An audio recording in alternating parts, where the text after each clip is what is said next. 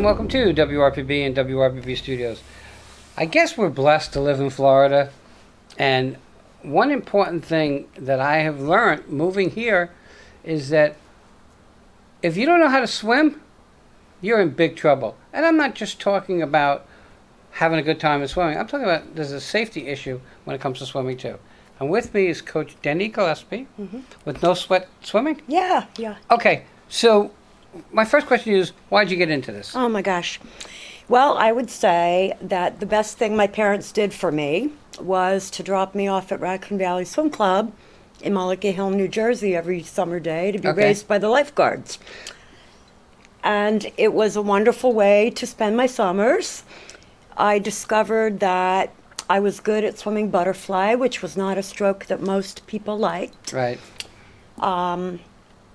And I didn't know it at the time, but many years later, I learned that there was a reason that I wasn't good at breaststroke in particular.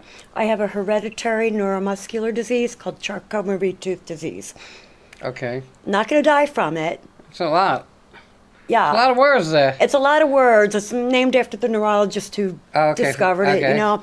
But it's something, there's actually a man who competed in the last Olympics, in the Paralympics, that has the same disorder.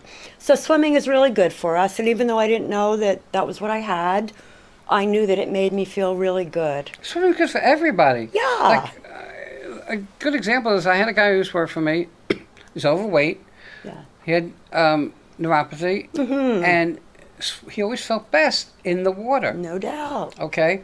They say good for your muscle workout because it doesn't put that pressure on it and stuff like that. Correct. But I want to step back from that. Yeah. I want to talk about something that's really prevalent, and I don't know that most people even think about it, and that is swimming safety. Yep. We lose too many children, okay, to drowning, correct? Yes. Okay, is that part of the projects that you do in your classes? As a matter of fact, of course, we do teach children. However, there are many instructors of children right in this area. What most people don't know, I bet you don't know this, more adults drown than children. Really? Yes. And you never even hear about it, do you? Well, I mean, I can understand me because I'm only 5'2", so even in the low water I could drown. But no, you don't hear about it. You hear about the kids. Yeah, you do. Very frequently for adults, it is a situation where there's some kind of drugs or alcohol. Okay. Just even if it's kind of a mild impairment, they might just stay underwater a little bit too long in their apartment pool.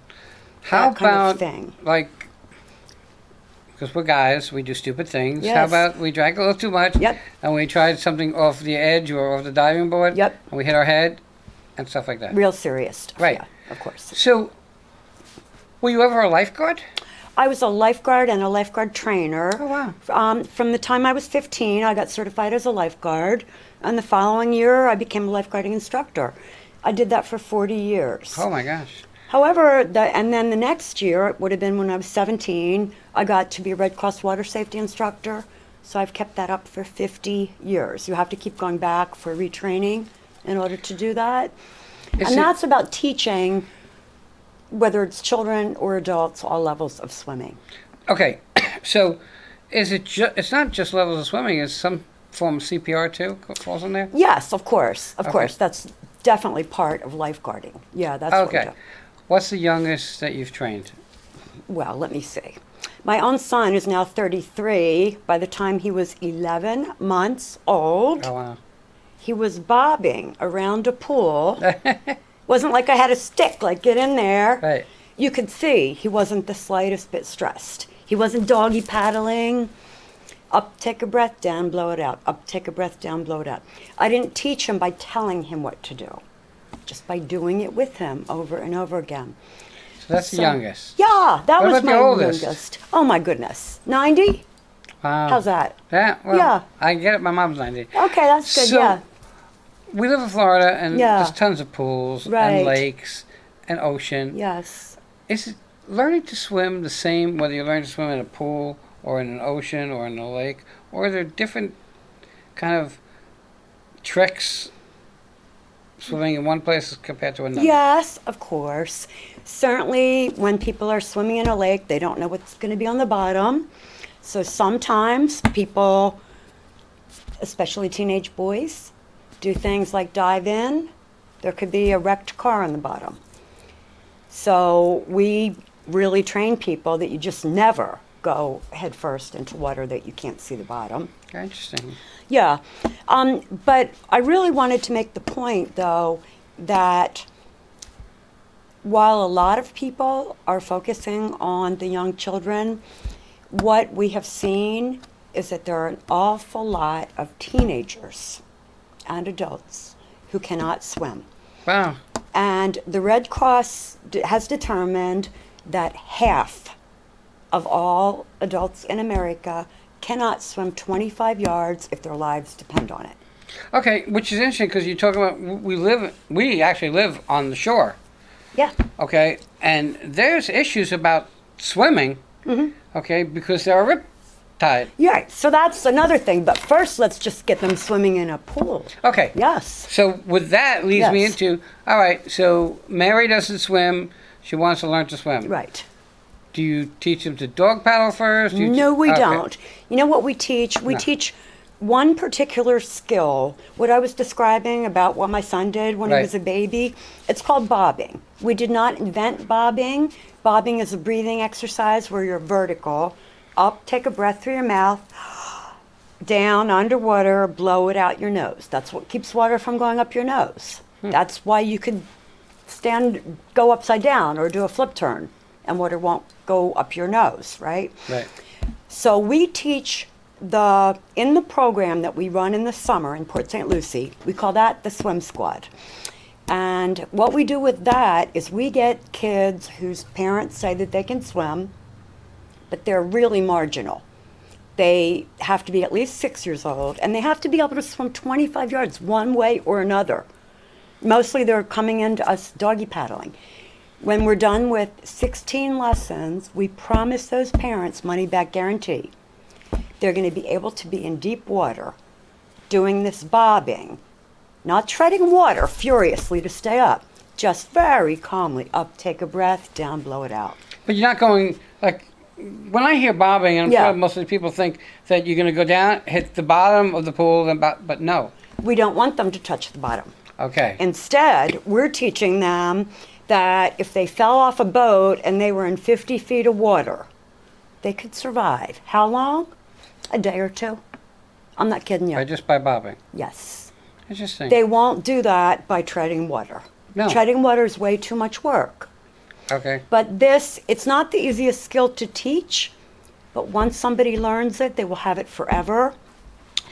It increases your lung capacity.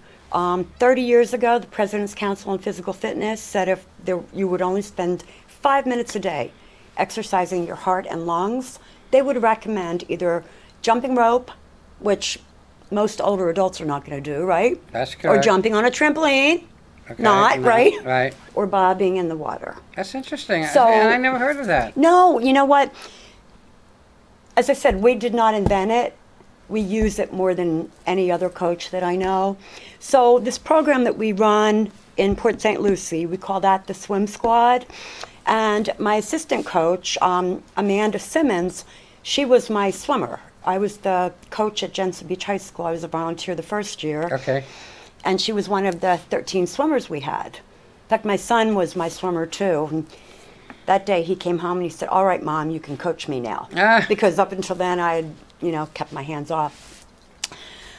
So Amanda was a captain by her senior year. And by then we had 40 swimmers from 13. And swimming got to be a real big deal at Jensen Beach.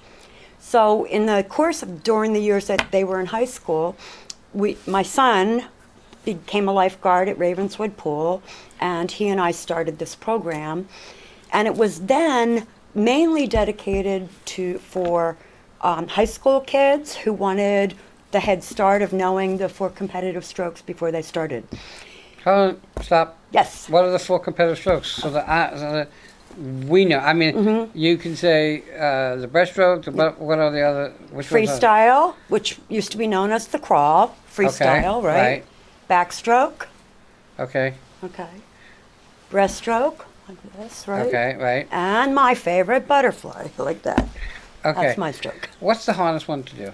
The hardest, butterfly is the most strenuous. Okay.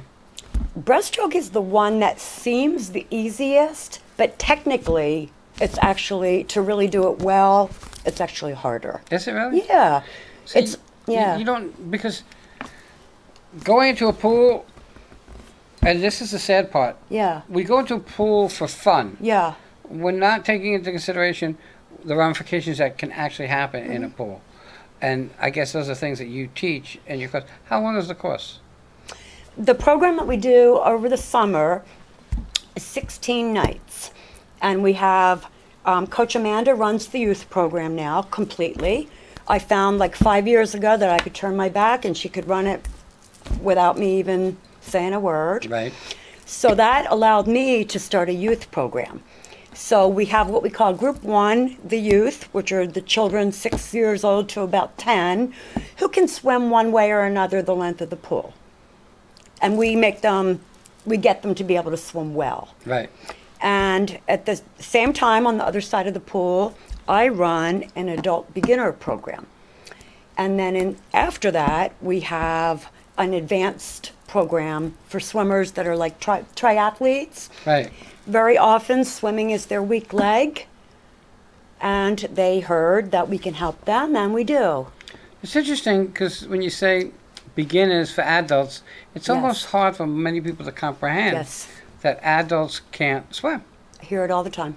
You know, I'm more apt to believe that adults can't read more than can't swim. Well, guess what? They can't do either. I was just reading the statistics about that too. Right. That more than half can't read up to a 6th grade level. It's a sin. I mean, It is. It is. but So- living in Florida, especially on the shore, knowing how to swim is like a priority. It is. It is. But for some reason, like I come from New Jersey, and in New Jersey, it was really rare to find a kid who didn't know how to swim. I'm from New York and New Jersey. Did you learn? Of Did you course. take lessons? I went to, times were different then. We belonged to a beach club, I guess. Uh-huh. And we got in the water and Yeah. we watched everybody else. And the lifeguards then, as kids, were on top of us, making Uh-huh. sure, hey, this is what you're doing it wrong. And you'd hear the whistle blow 8 million times. Yeah. Because we thought we knew what we were doing. Right. But we had no clue we weren't even doing it right. So we had much more, not control, but much more watching over us than today. Right. Today, if I hate to say it, and no disrespect to your Yeah. son or anybody, Yeah. but everybody's on their phones. Oh, so yeah. you're not watching what's going on. And that is so dangerous. It's beyond. It's beyond. Now, I have been very impressed with the lifeguarding at Ravenswood Pool. Okay. Very. They do really great training. And in fact, all the years that I trained lifeguards, I pulled out many people, but I never actually had to administer oxygen. My son was working there at Ravenswood Pool one day, and there was a camp, and he was watching like he was supposed to be, and he could tell that this child was doing a dead man's float just a few seconds too long, and he blew the whistle and yelled, "I'm going in." And the child, his eyes started going back of his head, and my son was able to get him out. His manager was there, and they administered oxygen. The next day, the mother came back and let my son know that he was okay. But I stayed Okay. up with my son like half the night because he was just so worried. And I get that. We're at the top of our time. Yeah. It goes so fast. Oh, it does. How do people get in touch with you? You have a website? Yes, we do have Which a is? website, and I have it under my name, DennyGillespie.com.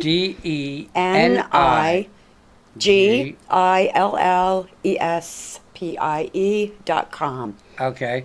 And a phone number where people can reach you? The phone number is 772-285-5917. Look, guys, I'll say it a million times. Always use a professional. In this case, it really is a matter of life and death. It is. Okay? Denny, thank you so much Well, for coming thank on. you. Thanks so much for having me. When Wayne. you're looking for a good coach, check Denny out. Guys, we'll be right back. Thanks.